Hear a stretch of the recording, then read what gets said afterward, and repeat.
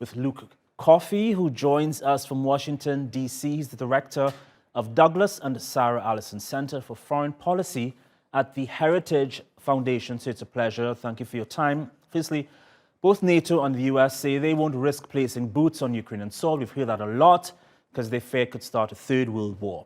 But Barry Pavel, a former National Security Council senior official during the Bush and Obama administration, says, quote, there have been other cases where US and Russian forces have unfortunately come to friction and World War III did not start. Do you agree? Are the US and NATO being overly cautious? It is a very complex situation in Ukraine.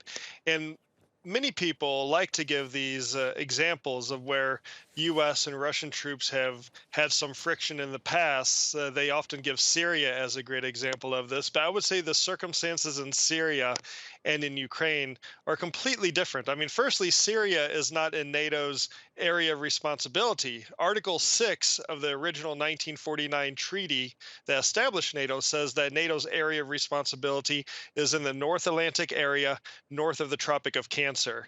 So if NATO decides to enforce a no-fly zone inside Ukraine, that requires destroying Russian air defense systems, that requires shooting down Russian jets. So if we're not ready to do that, then we probably shouldn't be doing a no-fly zone. But there's plenty more we can be doing to help Ukraine other than providing a no-fly zone at this time. Meanwhile, analysts say the greater threat is leaving Putin unchecked. That if he succeeds in Ukraine, he may be emboldened to, quote, move into areas of perceived weakness in NATO members. Your thoughts? That is true. We have to help Ukraine defend itself. We have to give Ukraine the tools that it needs to stop the Russian invasion, to make the cost of Russia's military aggression so great that it changes the calculus inside the Kremlin. Right now, we're seeing this play out. The Ukrainians are fighting very bravely. We are giving them the tools to do so. Admittedly, it's coming at a very high cost for the Ukrainians, but it's also coming at a very high cost for the Russians as well. What we need to remember is we are in early days here. We are only heading into the fourth week of this conflict. This conflict will likely last months, if not years. And NATO needs to use this upcoming meeting as an opportunity to start planning for the long term. How are we going to help Ukraine in the long term? How are we going to help perhaps even train Ukrainian fighters inside NATO? How are we going to continue arming Ukraine? How could we help Ukraine deal with their wounded soldiers?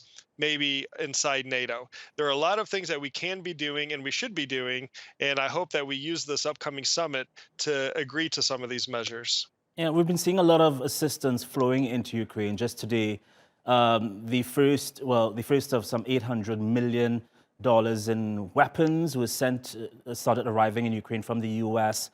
But how much is needed, do you think?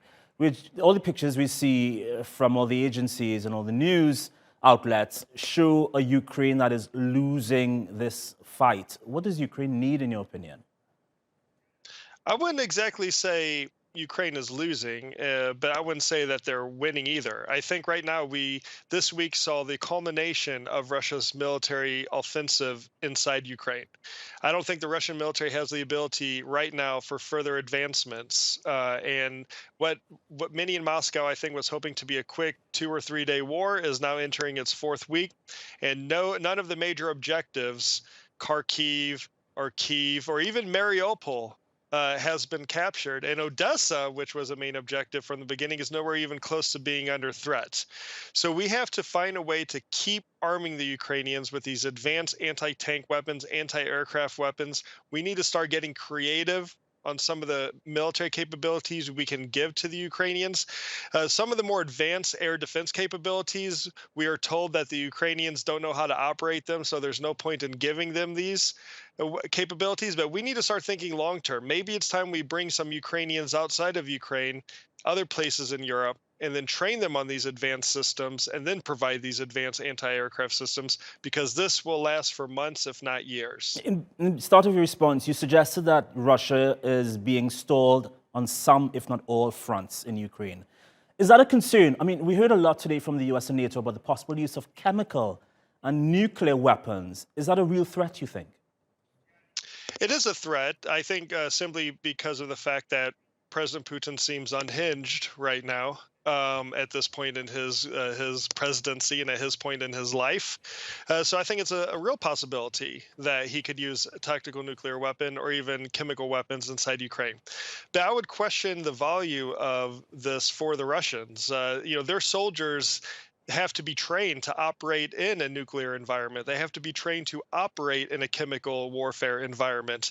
And there's hardly any indication at all that they are properly trained to operate in a normal environment, in a conventional environment.